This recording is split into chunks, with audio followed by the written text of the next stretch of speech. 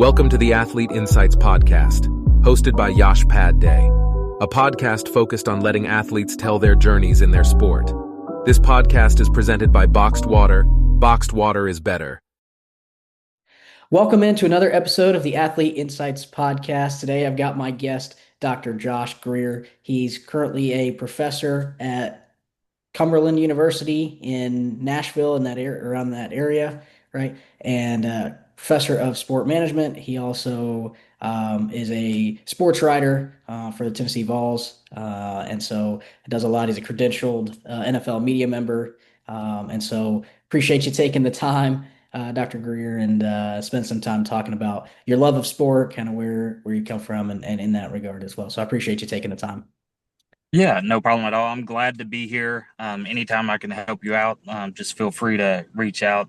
Spent 11 years full-time faculty in sport management, started writing for Sports Illustrated about a year ago, I guess, and then I've written for a bunch of different venues as well. So, No, it's been great to see your work. I see your stuff on Twitter. I read your articles, and I know you've gotten to do a lot of cool things like the NFL draft, and we'll talk about all that as we yeah, get through the podcast here. But I want to always talk to my guest about take it back to the beginning, right? And where, when, and kind of how your love of sport developed. And so can you talk me through kind of the beginning of like what age, kind of what sport did you kind of first fall in love with? How did you first fall in love with sport?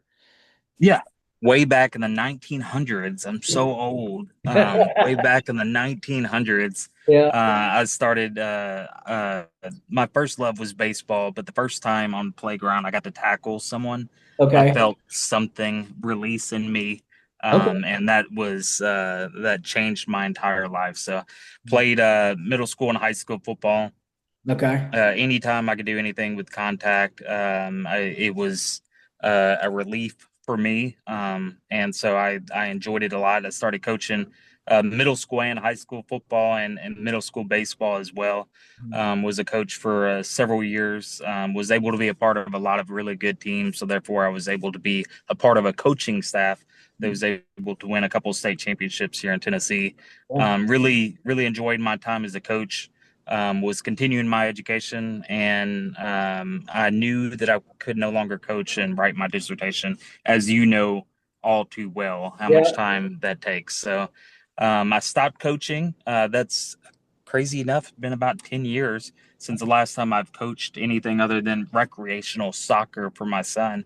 Oh, But I've always been in and around sport. I love being a positive male role model. I felt like a lot of people that I looked up to, they were coaches and stuff, and they taught me how to be a man, how to uh, persevere through difficult situations and such. So I really enjoyed sport, and then I started enjoying the business side of sport as well. So that's where I fell in love with it all again, but from a different perspective. I think we all go into sport management loving sports themselves, yeah. but then once you get past the X's and O's, you realize, oh, there's a lot of money that could be had. Yeah. Oh, there's marketing opportunity. Oh, there's this organizational leadership. There's all sorts of things that you could dive into. And, the last year or two, I've really focused on dynamic ticket pricing and looking at venues. And so it's been really cool. I've had a couple things published. I got a few friends who are writing a sports sales textbook as well, that should be available hopefully in February. We've been working on it for about 13, 14 months so Okay. far, so that's been exciting. But yeah, no, I love all aspects of sports. I mean, really, that controls the majority of my life. It's either sport or business. And today I'm sitting outside of the library because my son's in an entrepreneurship class. Yesterday was soccer. Tomorrow will be pickleball. We continue that same trend in our family as well. So I've sport and business. really started to really see that pickleball you mentioned in the up and coming Yeah. sport realm, and I just was watching the professional pickleball league yesterday on TV, and it's interesting how pickleball started and kind of where it's become. I've started to become a fanatic. I went out and got some of the pickleball rackets, and I've been Yeah. picking it up myself. So It's a It's a good. lot of fun. I enjoy pickleball. I love it and hate it at the same time. Whenever you miss on a few shots where they barely go past the line, I'm like, pickleball court needs to be much bigger. It needs to be a foot bigger this way, a foot bigger that way. Yeah. But really, it was for the aging populations is Yep. why that sport was developed. But it's a lot of fun. I play once or twice during the weekend with my wife, and sometimes we'll run into random couples at the park, and we enjoy it. We've been invited to play in a league, but they play on Tuesday night. My son has soccer Tuesday night, so I can't do it this year, but maybe Uh, next year we can work it out. But yeah, pickleball's a lot of fun. Gotcha, gotcha. And can you talk about you said sport kind of runs your life. Your love of sport kind of derives from at a young age. And can you talk about kind of your youth experience, but talk about kind of your high school experience playing sport and kind of what you took away from your high school experience going into college? Yeah, for sure. So I played football and ran track in high school. I played baseball until I could no longer hit curveballs or anything. I can only hit a fastball at about a peak of 72, maybe. I don't know. Uh, And they were throwing heat at the school I was at, so I couldn't hit. I was the terrible batter. yeah, But I knew I wanted to be a positive male role model. Literally wrote that on my little college entrance paper. I yeah, wanted to be a positive male role model, and I always knew I wanted to be a coach or someone who's working to develop youth. And so I've been able to do that for the past 20 something years, thank God, yeah, one way or another. And so it's been really exciting. But some people bought into me and who I was as an individual, and that's what I try to do as well. Even whenever I write and I cover these athletes, I truly want to highlight them yeah, and help them build their brand. I truly believe it helps them as well. And the same with NILvana Sports. We don't generate money, right? It's a money pit, but yeah, we're trying to provide a skill set, and if we could provide that skill set, then it's beneficial yeah, for the students. So we have 19, I think 19, maybe 20. I had someone else send me an email earlier from all sorts of different schools, from Northern Illinois to Penn State to Oregon to Cumberland to Bethel to all these different schools that are bought in, and they're writing or they're doing sales and getting commission or they're wanting to do events as well. So it's really cool. I called it earlier in a training video that I recorded that I wanted it to kind of be like the minor league system, right? Do yeah, you want to do something? Hey, let's learn that skill by doing it, right? So yeah. experiential learning has been really key. And someone who's been a former coach, that's something that you want to do, right? You want to get out and you want to practice. Hmm. Yeah, and can you touch on that because you kind of spearheaded those programs, you kind of really led those programs at Bethel and created that. Yeah, Can you talk more about that more in depth about kind of what you for did sure. experiential learning programs at Bethel? Yeah, so I made a huge shift. I started being a teacher and a coach, and then I was writing grants. And from that point, I started spearheading some nonprofit public health concentration areas. And so I was offered a job the day after my son was born Uh, to go teach at UT Martin. So I taught at UT Martin for just over 4 years. And I was adjunct teaching and working on my doctoral degree in sport management because I knew I wanted to go back in that business realm. yeah, And a gentleman named Dr. Brad Cliff, who's at the Cosmo board now. yeah, He works for Southwest College as well in Memphis, Tennessee. But he called and offered me the opportunity to develop a program. And so I jumped on it. And I told them on day one, the dean, the VP, everyone, I was like, we're going to have opportunities to have experiential learning. So I started that December. By April, we fundraised, we did events, and we were able to work the NFL Draft 2019 oh, in Nashville. We stayed about 10 people in a two-bedroom Airbnb. There was beds all the way across the kitchen and living room floor, geez, air mattresses. yeah, Yes, it was a lot of fun. yeah, Uh, I bet. but they were able to get some experiences, and a lot of those students maximized on that. The ones that were coming back who were not graduating, they were able to get students bought in because they saw the behind the scenes and were able to do some really cool things. The Nashville Sports Council's top tier. They're very awesome about trying to help students out and give them opportunities, not just to hold signs and stuff like that. So they were able to do various things. In Yeah. fact, that was the night Kyler Murray got drafted first overall. One of Yep. my students was holding the umbrella because it was raining over Kyler Murray, walking him down to the red carpet. So Oh, pretty cool experiences. These things don't always happen, but I called everyone under the sun, even with the Super Bowl. I was like, "We'll sweep the floors. We'll be there at 2:30 a.m." They took me up on the 2:30 a.m. We were media check-in, so we're there at 2:30 to like 12:30 oh, on the Miami and Tampa Super Bowl. But we were able to earn our stripes. But at the time, there was like 12, 13, 14 colleges at max going and doing this. Now there's upwards of 20, 25-ish that are getting to work game day as well. So it has shifted, it has grown, and they get paid for these opportunities, which is really cool. Anything to the NFL. But we've done Final Fours and thankful for the Tennessee Titans. We do a ticket sales thing with them. They give us $10 per ticket sold, and it's a discounted ticket at $45. So we were able to raise, even when I left Bethel, I think there was $27,000. So we were able to do all these things at no cost because I didn't want that to be a barrier. I grew up super low income. No car my senior year, playing two sports, very difficult to get to practice, to do those type of things. So I wanted to make sure this wasn't going to be a barrier for any student who wanted to get this experience. We still went through the application process. You know, they got scaled on their GPA. They got scaled on the number of events they volunteered for. They got scaled on, I only accepted sport management and I only accepted business students because you could be a minor in sport management. okay. But a lot of schools, they'll accept anything under the sun because they just want to have a huge group there. And Yep. we've had as many as 18 students go with us Okay.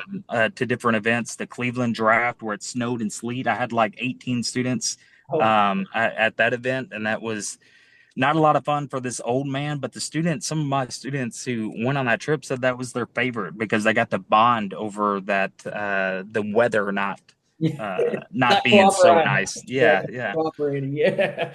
Yeah, No, so they enjoyed it, but my bones hurt for like a week later because it was so cold. So I didn't necessarily enjoy the environment. I love Cleveland. Cleveland's an awesome city, but sheesh, you know, it's the same with Green Bay or Detroit. Having the draft in these cities, yeah. it's hard. It's hard because you don't know if it's going to be 75 and beautiful or if it's going to be I think it was 45 degrees when it was snowing and sleeting and stuff, but it was like chilled to your bone, like you were freezing in Cleveland. So it was not a lot of fun. I'm getting old.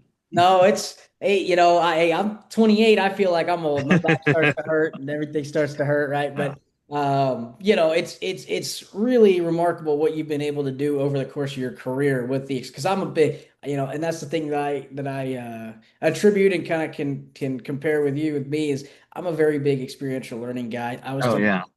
you're going to learn more by doing than just Hmm. sitting in my classroom. And I'll give you the theoretical knowledge of everything Yep. and concepts, but you're going to learn more by going and doing the internship or going and actually participating in these things in that regard. And so it's great to see kind of what you've been able to do with your knowledge, your expertise, your contacts, all that stuff um, within that process. And um, can you talk a little bit about what you do currently at Cumberland, kind of what you've done with their sport man?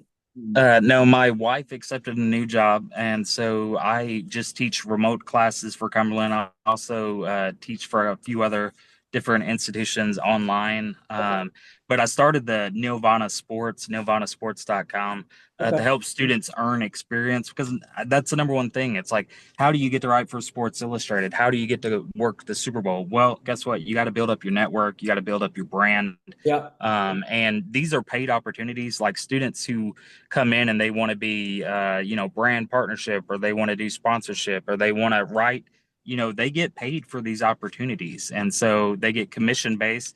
It's as little as 20%, but as high as 30%. Okay. Money goes back into the website, and then that money gets siphoned down to the writers as well, because that's where a foundational tool comes in. So per thousand views, just like I get paid for Sports Illustrated or Athlon Sports or any of those things. We do that same exact structure. Okay. We did have Google AdSense, but it was like taking up the page. You couldn't read anything. There was an ad popping in your face like every 2 seconds. So I did away with Google for now until I can either figure it out or something. Yeah. But it's free content, and it's a free way for students to be able to, if they want to have the portfolio to apply for these SI jobs, Yeah. then they need the experience and they need to showcase that they can do it. And Yeah. so I edit these things down. Some of them are great, and some of them need a lot of time. But we work on how to make it better, and I've started creating videos and little worksheets to kind of like a cheat sheet to provide like, hey, this is how you make this better. This Yeah. is what you want to do to take your good paper and make it a great paper. And so those things are been good. I've gotten really good feedback from that. But started off, I've worked at universities, and similar to the university you're working at, is they're smaller. And so therefore you have a lot of student athletes. And I wanted to try to provide a voice for student athletes as well, to write about athletes. Yeah. We right now we have some student athletes, but not all of them are student athletes. We Mhm. have more of people who want to gain that experience more than anything. I have a handful of interns as well. They're doing a great job. It's slower process because I understand that they're in school full time, Yeah. and they're doing this at odds and in hours, and that's kind of what I wanted to do, is to try to provide an experience for them, Mhm. um, but at their when they could do it, because there's so many people like I had to do when I was at UT Martin. I worked 35 hours a week at Walmart. I was working full time. I had a kid. I was doing everything under the sun I could, volunteer coaching and all those things, but not everyone has that opportunity to do so. Yeah. Yeah. And so, anytime we can try to make your resume stand out, Yep. then that's something I want to try to help.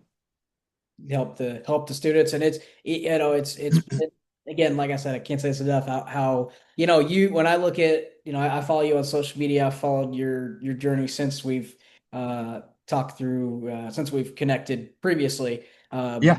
I followed through with your journey, where you've been at and everything. It's been great to see kind of what you've done across your stops in academia, and what you're doing for the students now with your NILvana website and everything like that. It's been great to see. And before I end the podcast, I always ask my guests is, you know, I wanted to create this as an opportunity to kind of look at the youth and kind of help the youth kind of see, okay, if you want to be where this person is, this is kind of the steps you have to take to get to that level. And so when you think about the youth, and I mean, I see a lot of similarities between you and I in terms of wanting to help the youth and really wanting to grow the youth population in sport. And when you look at the youth, if you're talking to the youth, what's one piece of advice that you would give to young people looking to get into sport management, looking to work in sport? Kind of what's the one piece of advice you'd give?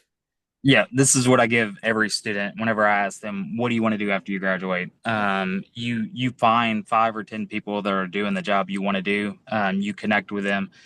You look at their experience via LinkedIn. Obviously, more times than not, they will message you back and say, "Hey, I want to work in your field. I want to be in your type of position. How do I get there?" So you kind of reverse engineer the process. So the roadmap can go either way. Yeah, It's not just a straight line. It goes either way. yeah, Said the same thing to my son. My oldest son is at USC in LA. okay, And there's certain jobs that he wants to do. And I'm like, find those people, figure out what they did, what degree did they earn, what experience set them apart. Reach out to them, ask them for mentorship and stuff like that. And that's kind of the reason why I did the NILvana Sports is, mhm, what do you want to do? All right, you want to do event management? Let's do an event. And yeah, so I have a student now who's going to do an event at Cumberland, talking about, basically when athletes stop playing, their mental health and what they can do. And so she invited a bunch of people to campus, and they're going to do an event here in like 4 weeks. And so that's great. yeah, has nothing to do with anything that I thought I would ever talk about. Yep. But someone said they wanted to do something, and we figured it out. We created a roadmap. But that's exactly what I would do. If you want to work in ticket sales, follow ticket sales folks. If you want to work in event management, follow those folks. If you want to be a GM, well, guess what? You need some luck, but also figure out what they did. A lot of GMs and stuff, they started off in player personnel, they started off scouting. Well, Yep. how do you get to be a scout? You know what I mean? That's the first step. I Yeah. had a student very first day, and I'm so proud of him. Nathan Holloman, he was, as a freshman, came in and said, I want to be a sport agent. Cool. How are you going to do that? Yeah. Well, I'm going to graduate and I'm going to go to law school. Well, now he's in his final year of law school at University of Memphis, and Oh. so he also writes for me as well. Uh, Love him to death. He's going to be an awesome sport agent. He started the University of Memphis law program has been around for like 150 plus years, yep. right? Yep. They didn't have a sport organization within the sport law, so he actually started that. Oh. He did that 2 years ago. He called me and asked me, what should I include? What should we do? And so now they have a student led organization for law students who want to work as a sport agent. And Oh. so that was really cool. He started that. Yeah. And so proud of him and so many others. But um, you can do anything you want to do, honestly. You just got to put in the time and effort, and you need to figure out how people that are currently in that position, how they became successful. Mhm. And I'll add to that, a DM goes a long way. A DM Yeah, goes yeah. I've sent many, even with my podcast, I've sent many DMs to people who I thought would never respond, and they responded like that. And they said, we're willing to help you out, like whatever you Oh, need. yeah. And so I will add to that. I'll say, I always tell students, a DM, everybody has Twitter or Instagram or whatever, X, right? It's like whatever you want to do. I tell students, like I definitely agree, because I tell students a very similar thing is send a DM. Even if you think they won't respond, send the DM and say, hey, Yep. this is who I am. This is what I want to do. More times than not, like I said, the experience I've had, more times than not, the people that I didn't think were going to responded quicker than the people I thought that were going to respond. So, Yep, for sure. No, I agree with uh, that. If you don't shoot a shot, you're never going to make a shot, right? So you yeah, got to throw them up. yeah, And I think as long as you're professional and they see that you are trying, 99% of people will try to help you. yeah, yeah, 100%. Well, it's great insight there and great advice, but that's all the time we have for this episode of Athlete Insights. Again, I want to thank Dr. Greer for taking the time. I know you're at the live, you're sitting in your car Yeah. and busy, but I appreciate you taking the time and spending it with me. And you can follow. I'll have your social media and everything on the YouTube in the description. I'll have social media in your Spotify bio as well. And so you can follow Dr. Greer, his career moving forward as well. I know you're bound to do some more great things with experiential learning, and can't wait to see what you do with that in that regard. And you can follow my podcast on YouTube, Google Podcast, Apple Podcast, pretty much everywhere you get podcasts, Spotify, pretty much everywhere you get a podcast, you'll find this one. So, Dr. Greer, appreciate you taking the time, and we'll see you next time.